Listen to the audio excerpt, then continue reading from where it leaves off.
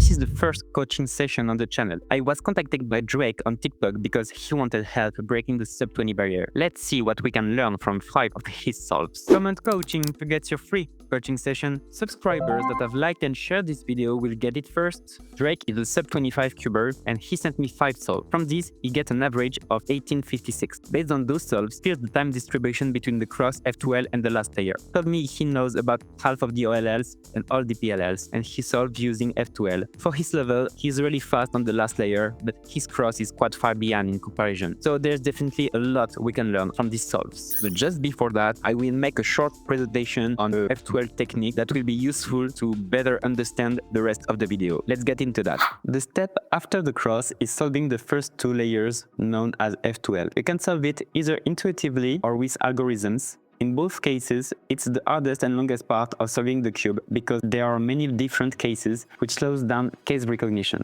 To reduce this time, we use 2 techniques, look ahead and insertion choice. Look ahead requires a lot of practice and is a very advanced technique that I usually recommend focusing on only when you're sub 15. For insertion choice, there are 2 important situations. The first category is when 0 or 1 pair is already inserted. The second category is when 2 pairs are already inserted. For the first category, I recommend always inserting the pair in the back slot. For instance, here, if we want to insert this red and green pair, we could either rotate green and insert, or we could rotate blue and insert. That way, both front slots stay open, which lets me use them to build pairs or recognize my next F2L case. The second category is a bit more complex. Either the 2 solved pair are adjacent, which we call lateral slots, or they are opposite, which we call diagonal slots. For lateral slots, the solved block can either be on the side or in the back. If it's on the side, we want our next pair to be the back pair. So in this case, red and green. And we want to insert it in the back or move the block to the back before insert. So here, for this pair, we could do insert in the back or put the block into the back and then insert. If the block is already in the back, we choose the first pair that we see and we could insert it into the back or into the front. For diagonal slots, we also want to build the back pair first and insert it in the back slot. If that's not possible, we solve the front pair first and then rotate. So for this case, we could take our orange and green pair out, form it and insert. These tips will probably slow you down at first because you need to consciously think about them, but once they become automatic habits, you'll see your F2L get significantly better.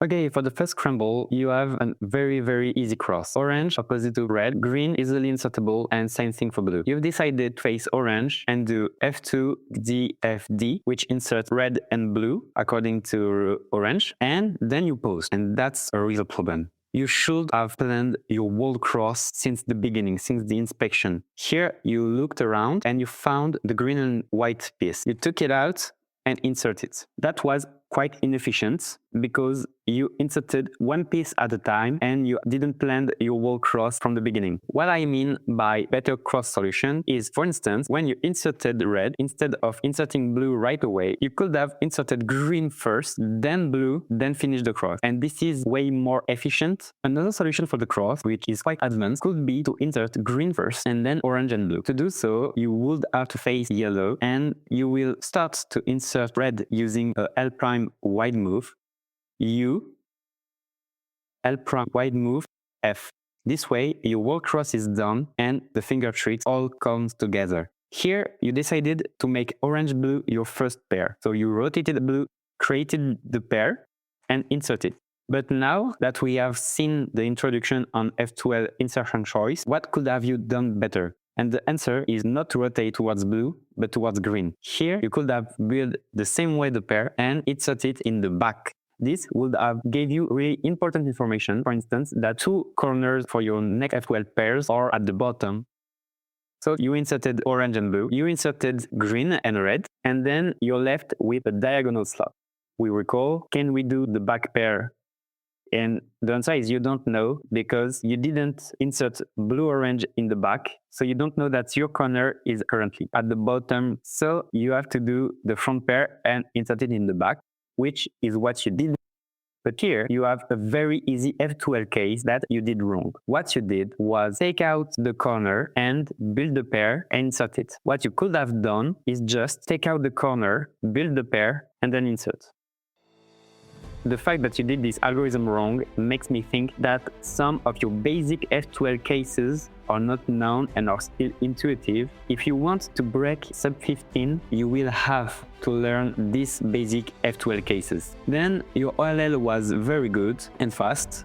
You had kind of misremembrance for your GD, which made you take around 6 seconds to solve your GD, which is slow. You should not make these mistakes with your PLL.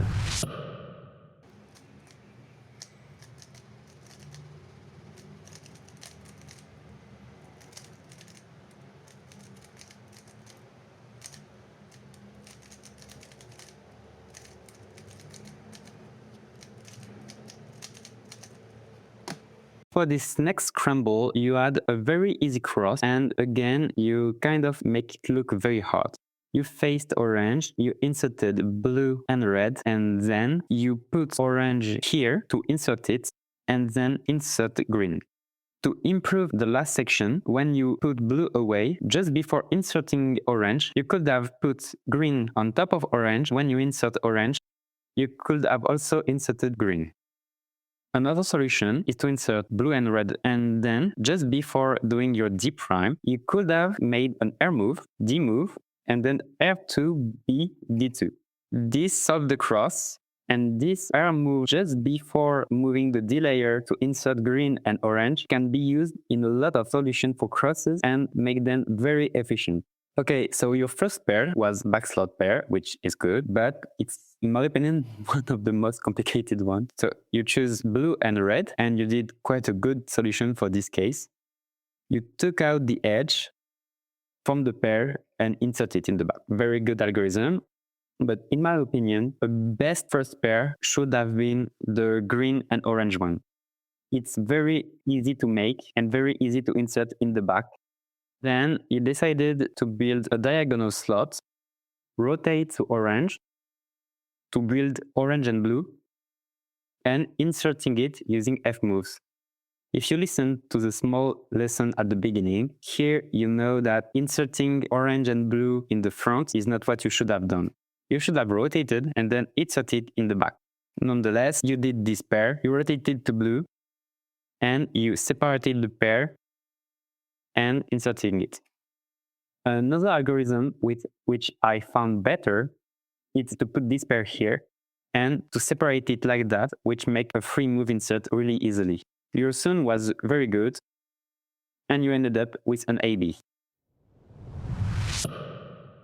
After analyzing your 5 solves, here's the training plan to help you improve. First, you need to plan your entire cross during inspection, and then work on bringing your cross time under 2 seconds. To do that, you'll need to find cross solutions under 8 moves. There are 2 ways you can train this. The first one is to practice solving the cross blindfolded. You scramble the cube, do your inspection, close your eyes, execute the cross, then scramble again. You don't need to finish the solve, just repeat the process. The second drill is to time only your cross. Scramble the cube, start the timer, execute the cross, stop the timer, then scramble again, and repeat. Your other main area of improvement will be F2L. Right now, you have some issues with insertion order, which I explained earlier. You're also using suboptimal algorithms for basic cases. In the description, I'll include a link to the speedcubing page that lists multiple algorithms for each case, along with the specific cases you should absolutely master. The goal is to be able to solve them in under 8 moves whenever possible. The typical training for F2L will be slow solves. You scramble the cube, you do the cross, and from there, you do F2L, but very slowly. The goal is for each F2L pair, do I know a solution in 8 moves or less? You don't need to time yourself here.